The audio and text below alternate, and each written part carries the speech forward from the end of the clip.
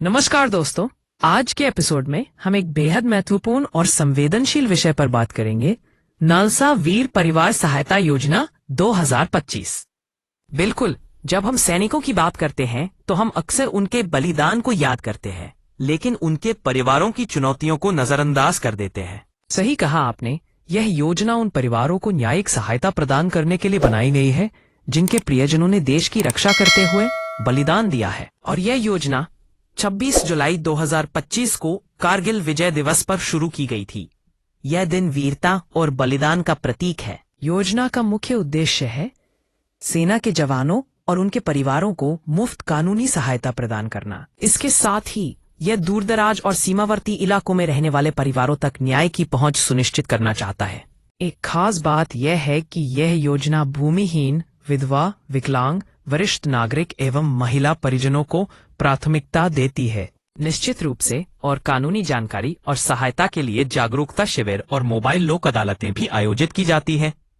क्या आप हमें बता सकते हैं कि इस योजना के अंतर्गत किन किन सेवाओं का लाभ उठाया जा सकता है? बिल्कुल, इसमें मुफ्त कानूनी सलाह, कानूनी दस्तावेजों का निर्माण और विशेष सहायता केंद्रों की स्थापना शामिल है। यहाँ तक कि डिजिटल माध्यम से भी सहायता उपलब्ध है, जैसे कि ई लोक अदालत और वीडियो कॉन्फ्रेंसिंग द्वारा सुनवाई। बहुत ही प्रभावशाली। अब चलिए एक सच्ची कहानी पर चर्चा करते हैं।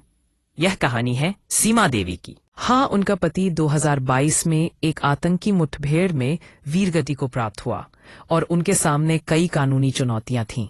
जी हाँ, लेकिन नासा की सहायता से उन्होंने न केवल अपनी पेंशन फाइल जल्दी मंजूर करवाई, बल्कि संपत्ति विवाद में भी न्याय पाया। आज सीमा देवी अपने बच्चों को पढ़ा रही हैं और आत्मनिर्भर है।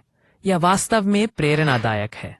अगर कोई भी व्यक्ति या परिवार इस योजना का लाभ उठाना चाहता है तो उन्हें किससे संपर्क करना चाहिए? उन्हें नजदीकी जिला विधिक सेवा प्राधिकरण, तालुका विधिक सेवा समिति या स्टेट लीगल सर्विसेज अथॉरिटी से संपर्क करना चाहिए। नासा की वेबसाइट और टोल फ्री नंबर भी उपयोग में लाए जा सकते हैं।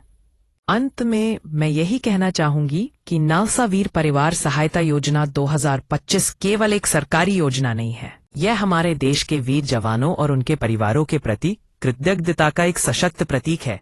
सही कहा आपने। यह योजना यह भी दर्शाती है कि देश अपने रक्षकों और उनके परिवारों को कभी अकेला नहीं छोड़ेगा।